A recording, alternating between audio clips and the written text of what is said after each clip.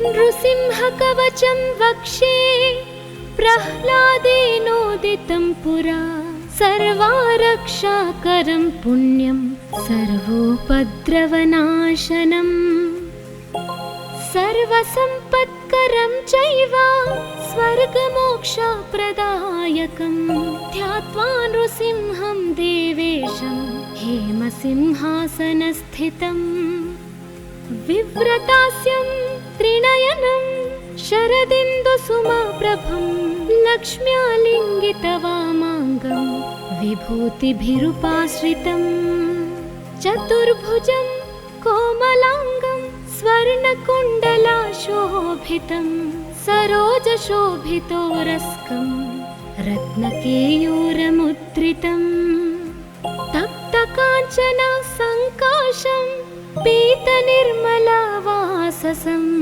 इन्द्रादिसुरमौलिस्थ स्फुरन्माणिक्यदीप्तिभिः विराजित पदद्वन्द्वं शङ्खचक्रादिहेतिभिः गरुत्मता सविनयं स्तूयमानं मुदान्वितं स्वहृत्कमलसंवासं कृत्वा तु कवचं पठे नृसिंहो मे शिरः पातु लोकरक्षात्मसम्भव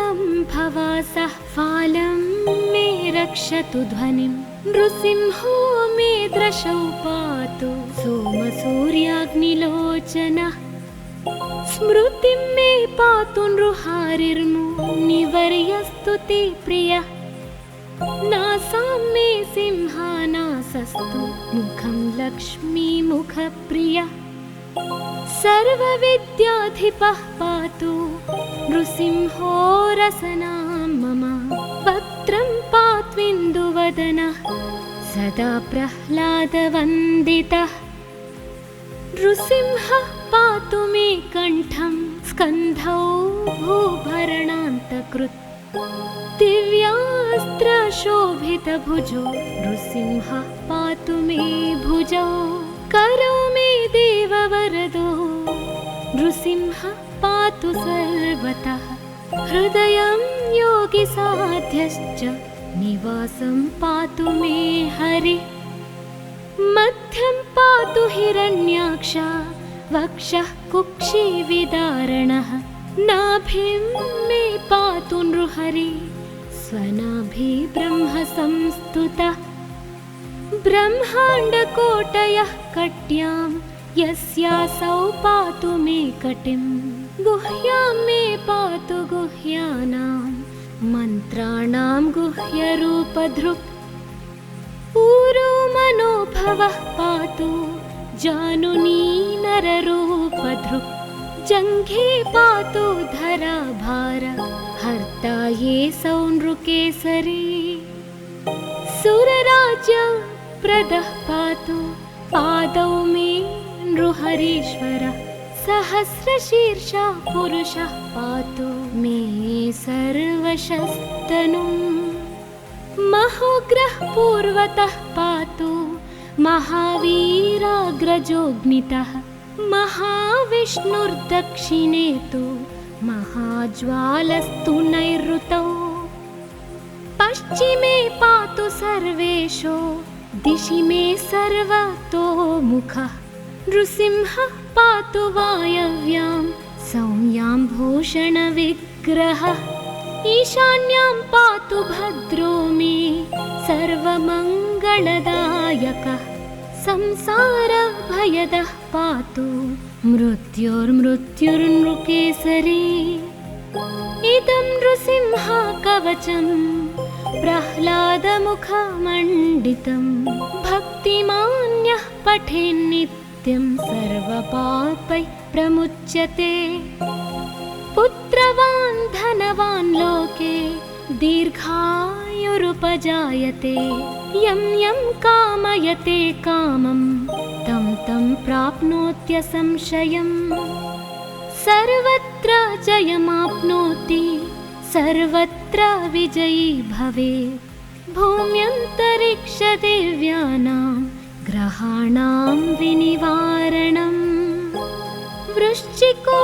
खड्गसम्भूत विशापहरणं परं ब्रह्मा राक्षसयक्षाणां दूरोत्सारणकारणम् भूर्जे वा तालपत्रे वा कवचं लिखितं शुभं करमूले धृतं येन सिद्धेयुः कर्मसिद्धयः देवासुरमनुष्येषु स्वमेवाजयं लभेत् एकसन्ध्यं त्रिसन्ध्यं वा यः पठेन्नियतो नरः सर्वमङ्गलमाङ्गल्यं भुक्तिं मुक्तिं च विन्दति द्वात्रिंशच्च सहस्राणि पठेच्छुद्धात्मना नृणाम् कवचस्यास्य मन्त्रस्य मन्त्रसिद्धिः प्रजायते अनेन मन्त्रराजेन कृत्वा भस्माभिमन्त्रणम् तिलकं विन्यसेद्यस्तु तस्याग्रह भयं हरे त्रिवारं जपमानस्तु दत्तं वार्यभिमन्त्र्य च प्राशयेत्यो नरो मन्त्रं नृसिंहध्यानमाचरेत् तस्य रोगाः प्रणश्यन्ति ये च स्युः कुक्षिसम्भवाः किमत्र बहुलोकैः नृसिंहसदृशो भवेत् मनसा चिन्तितं यत्तु स तच्चाप्नोत्यसंशयम्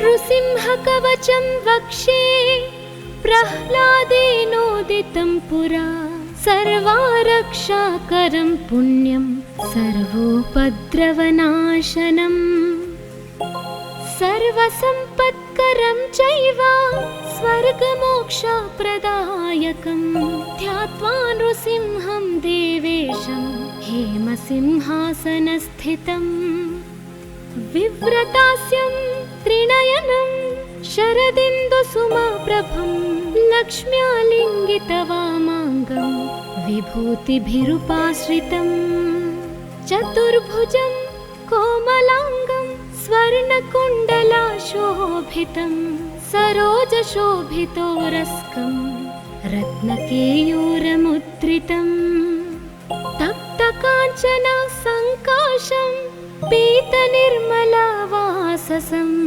इन्द्रादिसुरमौलिस्थ स्फुरन्माणिक्यदीप्तिभिः विराजित पदद्वन्द्वं शङ्खचक्रादिहेतिभिः गरुत्मता सविनयं स्तूयमानं मुदान्वितम् स्वहृत्कमलसंवासं कृत्वा तु कवचं पठे नृसिंहो मे शिरः पातु लोकरक्षात्मसम्भव सर्वगोपीस्तम्भवासः फालं मे रक्षतु ध्वनिं नृसिंहो मे दृशौ पातु सोमसूर्याग्निलोचनः स्मृतिं मे पातु नृहारिर्मुनिवर्यस्तु ते प्रियः नासां मे सिंहानासस्तु मुखं लक्ष्मीमुखप्रियः सर्वविद्याधिपः पातु नृसिंहो रसनां मम वक्त्रं पात्विन्दुवदनः सदा प्रह्लादवन्दितः नृसिंहः पातु मे कण्ठं स्कन्धौ भूभरणान्तकृत् दिव्यास्त्रशोभितभुजो नृसिंहः पातु मे भुजौ करौ मे देववरदो नृसिंहः पातु सर्वतः हृदयं योगिसाध्यश्च निवासं पातु मे हरिः मध्यं पातु हिरण्याक्ष वक्षः कुक्षिविदारणः नाभिं मे पातु नृहरि स्वनाभि ब्रह्मसंस्तुतः ब्रह्माण्डकोटयः कट्यां यस्यासौ पातु मे कटिम् गुह्यां मे पातु गुह्यानां मन्त्राणां गुह्यरूपधृक् ऊरो मनोभवः पातु जानुनी नररूपधृक् जङ्घे पातु धराभार हर्ता ये सौनृकेसरी सुरराज्य प्रदः पातु पादौ मे नृहरीश्वरः सहस्रशीर्षः पुरुषः पातु मे सर्वशस्तनुम् महोग्रः पूर्वतः पातु महावीराग्रजोऽग्नितः महाविष्णुर्दक्षिणे तु महाज्वालस्तु नैऋतौ पश्चिमे पातु सर्वेशो दिशि मे सर्वतोमुखः नृसिंहः पातु वायव्यां सौम्यां भूषणविग्रहः ईशान्यां पातु भद्रो मे सर्वमङ्गलदायकः संसारभयदः पातु मृत्युर्मृत्युर्नृकेसरी इदं नृसिंहकवचं प्रह्लादमुखमण्डितं भक्तिमान्यः पठेन्नित्यं सर्वपापैः प्रमुच्यते पुत्रवान् धनवान् लोके दीर्घायुरुपजायते यं यं कामयते कामं तं तं प्राप्नोत्यसंशयम् सर्वत्र जयमाप्नोति सर्वत्र विजयी भवेत् भूम्यन्तरिक्षदेव्यानां ग्रहाणां विनिवारणम् वृश्चिकोरगसम्भूत विशापहरणं परं ब्रह्मा राक्षसयक्षाणां दूरोत्सारणकारणम् भूर्जे वा तालपत्रे वा कवचं लिखितं शुभं करमूले धृतं येन सिद्धेयुः कर्मसिद्धयः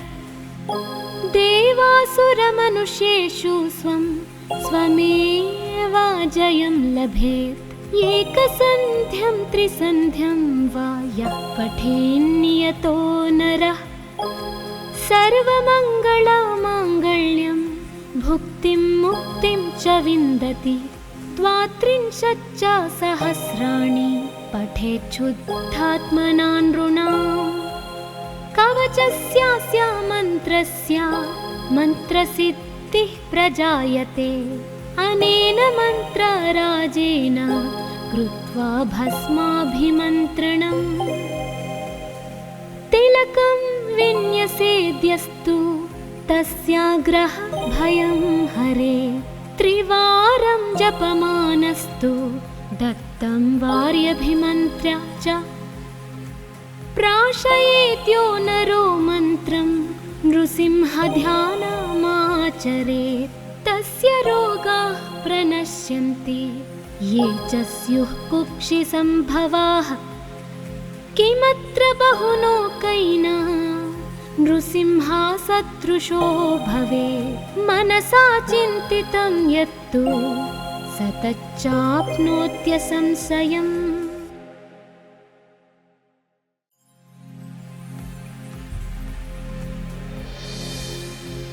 नृसिंहकवचं वक्षे प्रह्लादेनोदितं पुरा सर्वारक्षाकरं पुण्यं सर्वोपद्रवनाशनम् सर्वसम्पत्करं चैव स्वर्गमोक्षप्रदायकं ध्यात्वा नृसिंहं देवेशं हेमसिंहासनस्थितम् विव्रतास्यं त्रिनयनं शरदिन्दुसुमप्रभं लक्ष्म्यालिङ्गितवामाङ्गं विभूतिभिरुपाश्रितम् चतुर्भुजं कोमलाङ्गं स्वर्णकुण्डलाशोभितं सरोजशोभितोरस्कं रत्नकेयूरमुद्रितम् तप्तकाञ्चन सङ्काशं पीतनिर्मलवाससम् इन्द्रादिसुरमौलिस्थ स्फुरन्माणिक्यदीप्तिभिः विराजिता पदद्वन्द्वं शङ्खचक्रादिहेतिभिः गरुत्मता सविनयं स्तूयमानं मुदान्वितं स्वहृत्कमलसंवासं कृत्वा तु कवचं पठे नृसिंहो मे शिरः पातु लोकरक्षात्मसम्भव सर्वगोपीस्तम्भवासः फालं मे रक्षतु ध्वनिं नृसिंहो मे दृशौ पातु सोमसूर्याग्निलोचनः स्मृतिं मे पातु नृहारिर्मुनिवर्यस्तु ते प्रियः नासां मे सिंहानासस्तु मुखं लक्ष्मीमुखप्रियः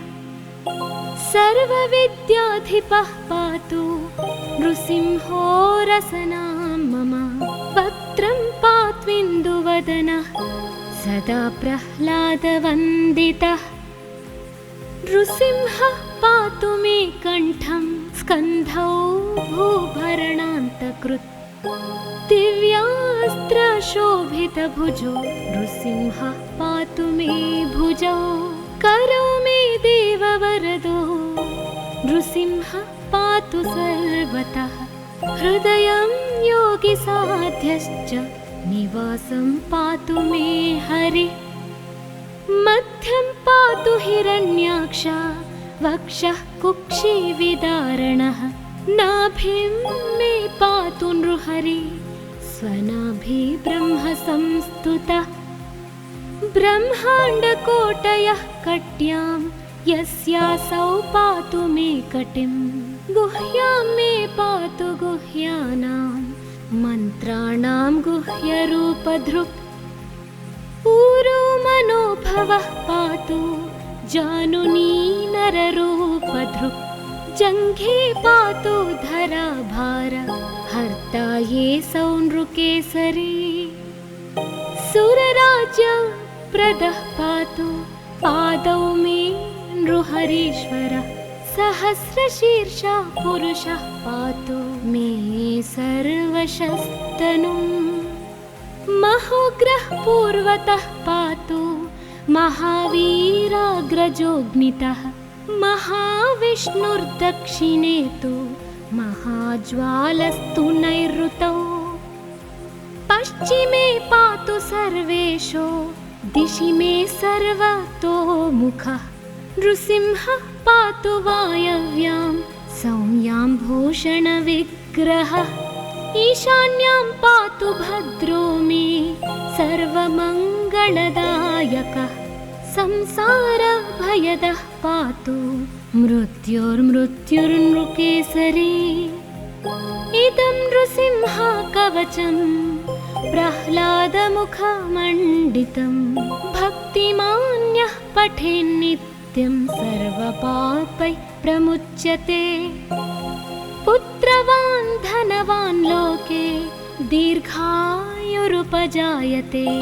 यं यं कामयते कामं तं तं प्राप्नोत्यसंशयम् सर्वत्र जयमाप्नोति सर्वत्र विजयी भवेत् भूम्यन्तरिक्षदेव्यानां ग्रहाणां विनिवारणम् वृश्चिकोरगसम्भूत विशापहरणं परं ब्रह्मा राक्षसयक्षाणां दूरोत्सारणकारणम् भूर्जे वा तालपत्रे वा कवचं लिखितं शुभं करमूले धृतं येन सिद्धेयुः कर्मसिद्धयः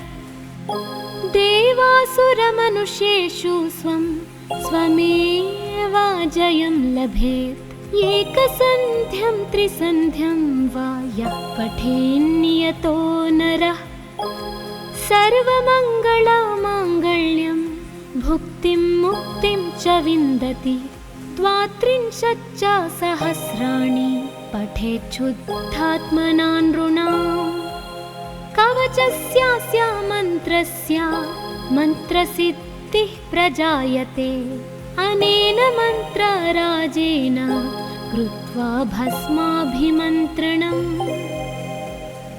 तिलकं विन्यसेद्यस्तु तस्याग्रह भयं हरे त्रिवारं जपमानस्तु दत्तं वार्यभिमन्त्र्य च प्राशयेत्यो नरो मन्त्रं नृसिंहध्यानमाचरेत् तस्य रोगाः प्रणश्यन्ति ये च स्युः कुक्षिसम्भवाः किमत्र बहुलोकैना नृसिंहसदृशो भवेत् मनसा चिन्तितं यत्तु स तच्चाप्नोत्यसंशयम्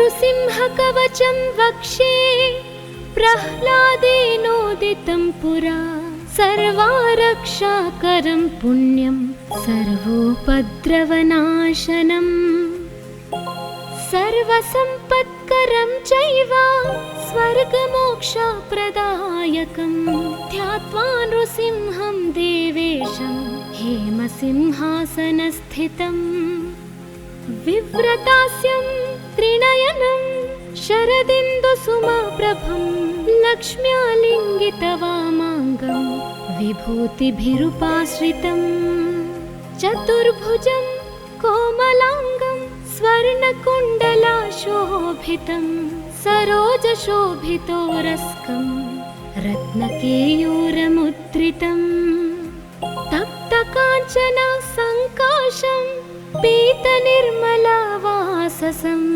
इन्द्रादिसुरमौलिस्थ स्फुरन्माणिक्यदीप्तिभिः विराजित पदद्वन्द्वं शङ्खचक्रादिहेतिभिः गरुत्मता सविनयं स्तूयमानं मुदान्वितं स्वहृत्कमलसंवासं कृत्वा तु कवचं पठे नृसिंहो मे शिरः पातु लोकरक्षात्मसम्भव सर्वगोपीस्तम्भवासः फालं मे रक्षतु ध्वनिं नृसिंहो मे दृशौ पातु सोमसूर्याग्निलोचनः स्मृतिं मे पातु नृहारिर्मुनिवर्यस्तु ते प्रियः नासां मे सिंहानासस्तु मुखं लक्ष्मीमुखप्रियः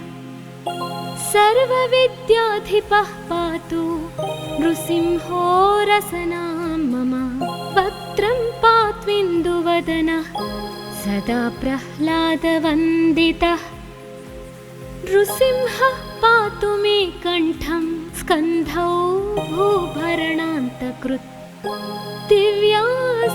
दिव्यास्त्रशोभितभुजो नृसिंहः पातु मे भुजौ करौ मे देववरदो नृसिंहः पातु सर्वतः हृदयं योगिसाध्यश्च निवासं पातु मे हरिः मध्यं पातु हिरण्याक्ष वक्षः कुक्षिविदारणः नाभिं मे पातु नृहरि स्वनाभि ब्रह्मसंस्तुतः ब्रह्माण्डकोटयः कट्यां यस्यासौ पातु मे कटिं गुह्यां मे पातु गुह्यानां मन्त्राणां गुह्यरूपधृक् ऊरो मनोभवः पातु जानुनी नररूपधृक् जङ्घे पातु धराभार हर्ता ये सौ नृकेसरी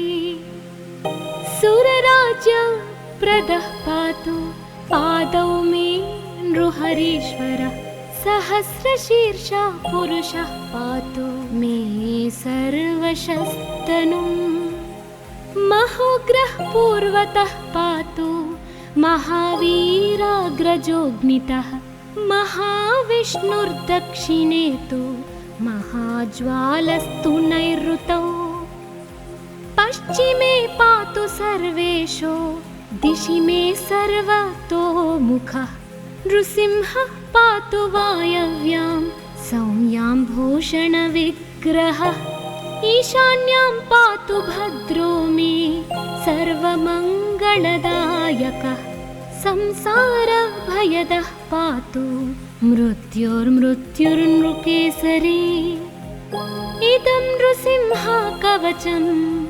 प्रह्लादमुखमण्डितं भक्तिमान्यः पठेन्नित्यं सर्वपापैः प्रमुच्यते पुत्रवान् धनवान् लोके दीर्घायुरुपजायते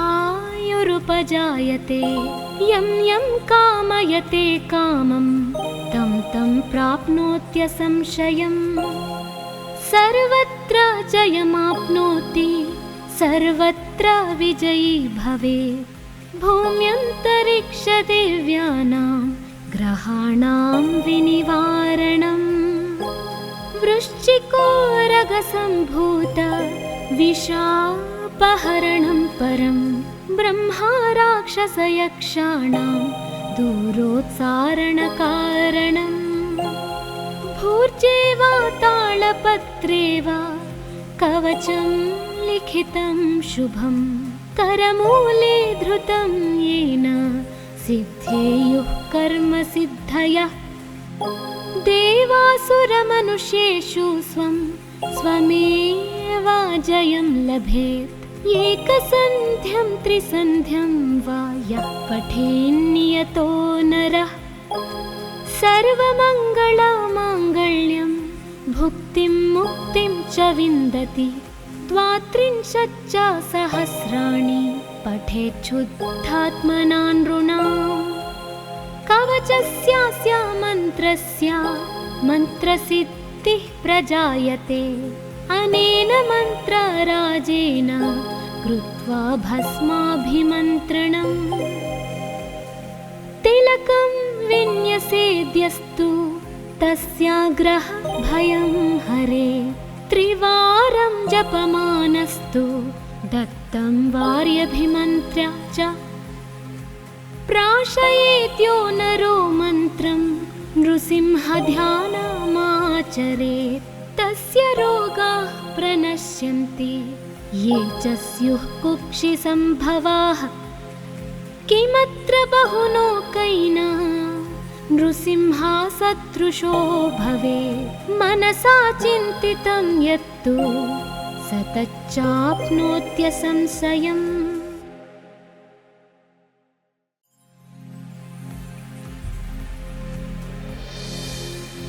नृसिंहकवचं वक्षे प्रह्लादेनोदितं पुरा सर्वारक्षाकरं पुण्यं सर्वोपद्रवनाशनं सर्वसम्पत्करं चैव स्वर्गमोक्षप्रदायकं ध्यात्वा नृसिंहं देवेशं हेमसिंहासनस्थितम् विव्रतास्यं त्रिनयनं शरदिन्दुसुमप्रभं लक्ष्म्यालिङ्गितवामाङ्गं विभूतिभिरुपाश्रितं चतुर्भुजं कोमलाङ्गं स्वर्णकुण्डलाशोभितं सरोजशोभितोरस्कं रत्नकेयूरमुद्रितं तप्तकाञ्चन सङ्काशं पीतनिर्मलवाससम् इन्द्रादिसुरमौलिस्थ स्फुरन्माणिक्यदीप्तिभिः विराजित पदद्वन्द्वं शङ्खचक्रादिहेतिभिः गरुत्मता सविनयं स्तूयमानं मुदान्वितम् स्वहृत्कमलसंवासं कृत्वा तु कवचं पठे नृसिंहो मे शिरः पातु लोकरक्षात्मसम्भव सर्वगोपीस्तम्भवासः फालं मे रक्षतु ध्वनिं नृसिंहो मे दृशौ पातु सोमसूर्याग्निलोचनः स्मृतिं मे पातु नृहारिर्मुनिवर्यस्तु ते प्रियः नासां मे सिंहानासस्तु मुखं लक्ष्मीमुखप्रियः सर्वविद्याधिपः पातु नृसिंहो रसनां मम। वक्त्रं पात्विन्दुवदनः सदा प्रह्लादवन्दितः। नृसिंहः पातु मे कण्ठं स्कन्धौ भूभरणान्तकृत्। दिव्यास्त्रशोभितभुजो नृसिंहः पातु मे भुजौ। करौ मे देववरदो नृसिंहः पातु सर्वतः। हृदयं योगिसाध्यश्च निवासं पातु मे हरिः। मध्यं पातु हिरण्याक्ष वक्षः कुक्षिविदारणः। नाभिं मे पातु नृहरि स्वनाभि ब्रह्म संस्तुतः। ब्रह्माण्डकोटयः कट्यां यस्यासौ पातु मे कटिं। गुह्यां मे पातु गुह्यानां मन्त्राणां गुह्यरूपधृक्। ऊरो मनोभवः पातु जानुनी नररूपधृक्। जङ्घे पातु धराभार हर्ता ये सौ नृकेसरी। सुरराज्यप्रदः पातु पादौ मे नृहरीश्वरः। सहस्रशीर्षा पुरुषः पातु मे सर्वशस्तनुम्। महोग्रः पूर्वतः पातु महावीराग्रजोऽग्नितः। महाविष्णुर्दक्षिणे तु महाज्वालस्तु नैऋतौ। पश्चिमे पातु सर्वेशो दिशि मे सर्वतोमुखः। नृसिंहः पातु वायव्यां सौम्यां भूषणविग्रहः। ईशान्यां पातु भद्रो मे सर्वमङ्गलदायकः। संसारभयदः पातु मृत्युर्मृत्युर्नृकेसरी। इदं नृसिंह कवचं प्रह्लादमुखमण्डितं।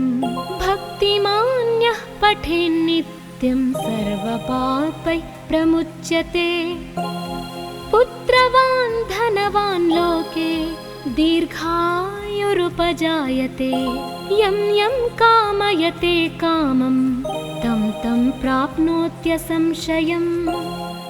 सर्वत्र जयमाप्नोति सर्वत्र विजयी भवेत्। भूम्यन्तरिक्षदेव्यानां ग्रहाणां विनिवारणम्। वृश्चिकोरगसम्भूत विशापहरणं परं। ब्रह्मा राक्षसयक्षाणां दूरोत्सारणकारणम्। भूर्जे वा तालपत्रे वा कवचं लिखितं शुभं। करमूले धृतं येन सिद्धेयुः कर्मसिद्धयः। देवासुरमनुष्येषु स्वं स्वमेव जयं लभेत्। एकसन्ध्यं त्रिसन्ध्यं वा यः पठेन्नियतो नरः। सर्वमङ्गलमाङ्गल्यं भुक्तिं मुक्तिं च विन्दति। त्वात्रिंशच्च सहस्राणि पठेच्छुद्धात्मना नृणाम्। कवचस्यास्य मन्त्रस्य मन्त्रसिद्धिः प्रजायते। अनेन मन्त्रराजेन कृत्वा भस्माभिमन्त्रणम्। तिलकं विन्यसेद्यस्तु तस्याग्रह भयं हरे। त्रिवारं जपमानस्तु दत्तं वार्यभिमन्त्र्य च। प्राशयेत्यो नरो मन्त्रं नृसिंहध्यानमाचरेत्। तस्य रोगाः प्रणश्यन्ति ये च स्युः कुक्षिसम्भवाः।